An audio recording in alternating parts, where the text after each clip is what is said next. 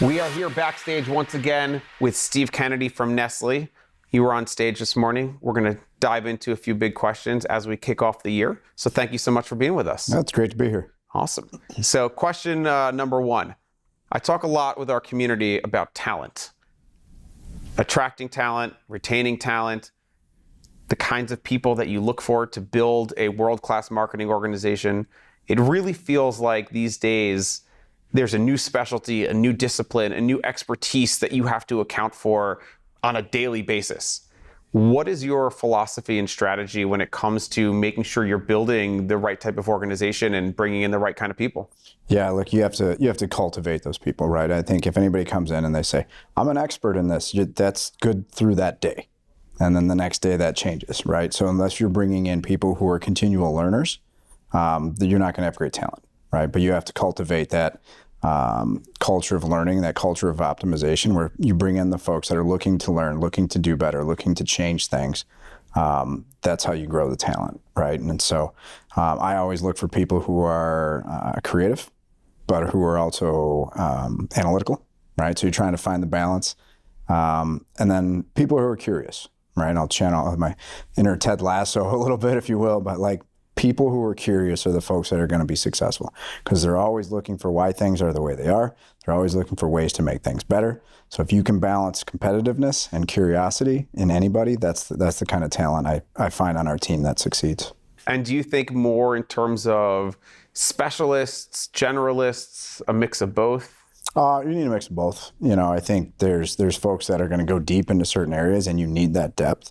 But for me, it's creating an opportunity for meaningful movement around the organization, right? Because if people live in their little space for too long, ultimately that becomes an unrewarding position. You know, there's no growth, right? And growth is really what you're trying to provide for everybody, personal and professional, in their careers. Absolutely. So let's go the other direction now. So we talked about kind of managing and building and cultivating talent within the marketing organization, but let's talk for a second about managing up.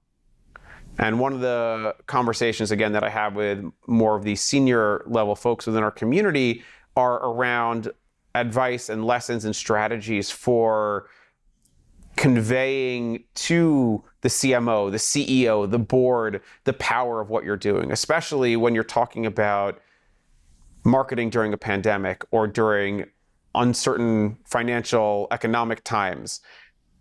And you're having conversations around marketing as a cost center, as a profit driver, and those conversations to the CEO, to the board become so much more important.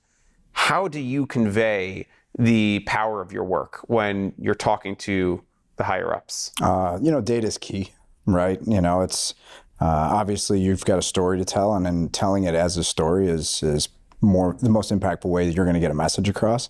But that story needs to be rooted in some data, right? And so you can be a wonderful storyteller, but it's got to be based in some facts, right? And so, the further you go up to the board and so forth, right, decisions are made around what makes money.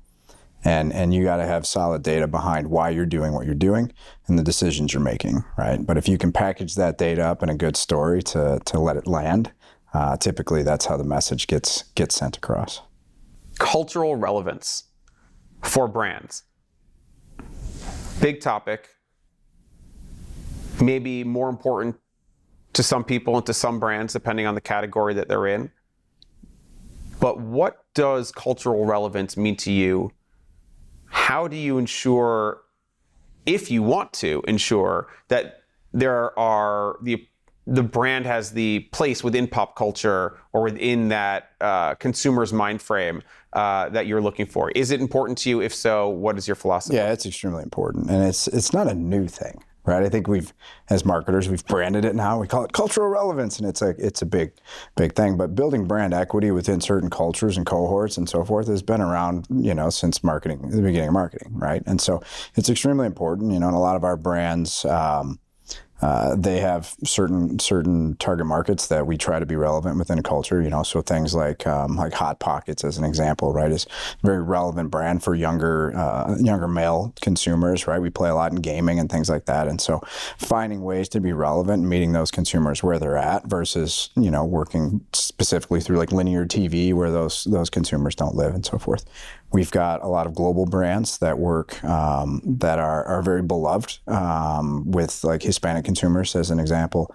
And you have to be relevant to them, right? You can't just take your ads and dub them in Spanish and drop them out. Like that's not how it gets done, right? You have to earn the right to be in a part of their culture, to be, and for us to be on their table at their homes, and for them to, we talk about brand equity and the idea that like, oh, would you recommend, an NPS score, would you recommend this brand to somebody? There's no better recommendation than actually serving the food to somebody else, right? I can recommend a restaurant to you. If it ends up being bad, I have some plausible denial. I'd be like, oh, it was okay when I went, right? But like, I don't know what happened if I serve it to you, that is as much of an endorsement as you're going to get. And so earning that relevance, earning that equity within those cultures is imperative. Fantastic. Thank you. All right. Now we're going to go more lightning round style. Right. Trend watching. It's part of every marketer's job. There's always a million buzzwords and trends and hot topics. Is there one that's maybe particularly important to you or that you have your eye on as far as, planning for the year, thinking about your opportunities this year? What trends are you looking at? I mean, industry trends are just the fragmentation of everything, right? Everybody, the consumers are fragmenting to millions of different channels, networks are fragmenting and so forth. And so it's how do you navigate this new fragmented marketplace that we're set to negotiate. And if you got to divide up dollars and so forth to play in that fragmented landscape, you've got to be really intelligent about it. So it's managing that fragmented landscape with the right analytics and data to make sure you're making the right decisions. I mean, maybe you just answered this, but on the flip side, are there any industry challenges as far as things the entire marketing industry is thinking about right now, grappling with what challenge or challenges are our industry, really facing right now? Yeah, I mean, that fragmentation is obviously part of it. Then you've got obviously the privacy and the data component that comes with it, right? So walls are going up from some certain gardens and they're coming down in other places, and the government's going to step in with privacy laws and so forth. And so staying ahead of all of that is going to require a new level of agility. Metaverse. Yes or no? Why or why not? Yes, but, or yes, and. Yes, at some point, yes, right? It's just a matter of when. It depends on the brands, depends on the engagement, depends on what you're trying to create. Don't go into it right now thinking you're going to turn around an ROI just like you would on some paid media channel, right? It's about creating a different channel to engage with consumers. And so you always want to meet consumers where they're at. And the more they get there, the more consumers that flow there, the more it's going to make sense for different brands. But yes, it will be. Yes now for some brands, yes for more as it goes.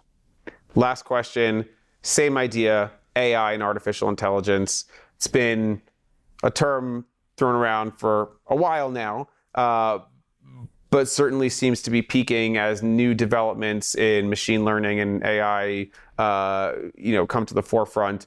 Where do you see these technologies playing and artificial intelligence playing for marketers? Yeah, it's going to have a huge impact. It's going to have a huge impact from anything from content creation to, content moderation, right? If you play with ChatGPT and just have some conversations, it's creepy the levels at which things can get done now. It is going to have a huge impact, already is having a huge impact in the content space. It'll have a huge impact on talent, right? And understanding, getting the right talent in that knows how to leverage the tools for that decision making, the automation of decision making as well.